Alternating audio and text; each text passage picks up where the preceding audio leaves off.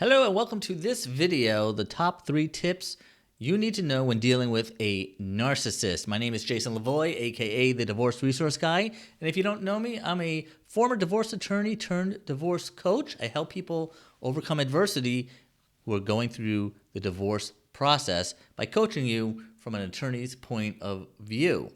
So, when you're dealing with a narcissist or a narcissistic type of behavior, how do you deal with it? Well, here are the top 3 tips that I think will help you do what you can. You only can control you, right? You can't control other people's behavior.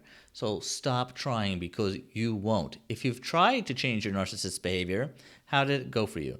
Probably not well, right? Because they don't want to change. They have to want to change in order to make things better. And most of the time, they don't think there's anything wrong with them. So you can only control you. So these tips are focusing on you. Tip number 1. Don't react. Don't react to everything that they do. They know how to push your buttons more than anybody. So what can you do to that? Don't react every time they do it. I know it's hard. You have to kind of rewire and retrain your brain, but it is possible and it will help because they want you to react. That's what feeds them. So don't react. Starve them of that fuel that they need for their fire. So an example. If you're living in separate places and you have children and they try to change the parenting schedule at the last minute, or they are late dropping your child off, instead of 5 o'clock when you agreed upon, they're at 5:15, 5:30 later. I understand how difficult that is and how frustrating and what a disruption that is for your life.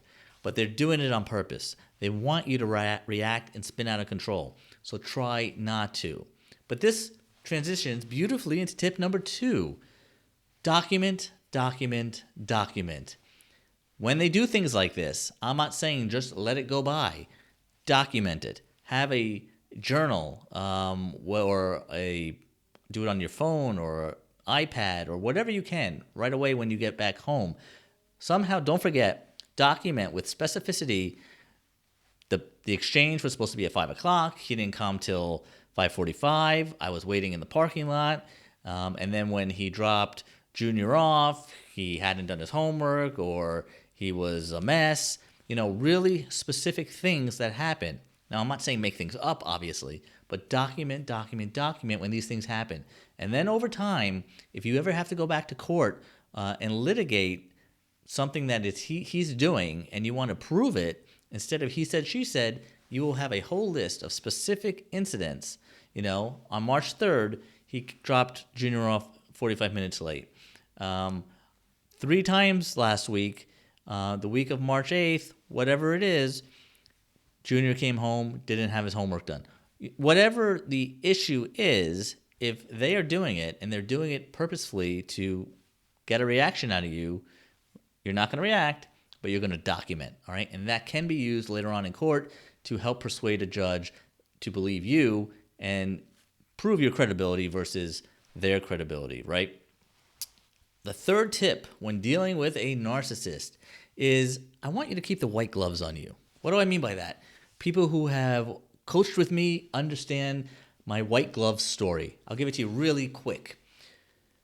Pretend you're in your fancy schmancy favorite restaurant, right? Where it's white linen tablecloths, the servers wear white gloves. The white gloves represent you, and I want you to keep these gloves spotless during the divorce process, right? And what I mean by spotless, meaning I don't want there to be any mud or dirt on these gloves, which represent bad things that you've done, things that you wouldn't want a divorce judge to know that you've done. You want all the dirt and the mud to be on them. So, for example, things like manipulation, purposefully thwarting a parenting time schedule, insulting emails, insulting offensive emails, domestic violence, threats, anything that could be used against you that would have mud on your hands, I don't want you to do. And you do that by not reacting and fighting fire with fire. And again, I know it's hard. I'm not saying it's easy, but if you do this,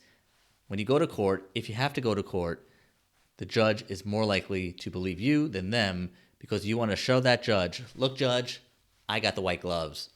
Go talk to them. right? So those are the 3 big tips that you need to know when dealing with a narcissist. I hope that helps. Stay tuned for my next video, and I hope to see you real soon. Please subscribe to the channel, and you get all new videos when they come out. And if you like this video and you thought it was helpful, please like it too, as it all helps. Thank you so much.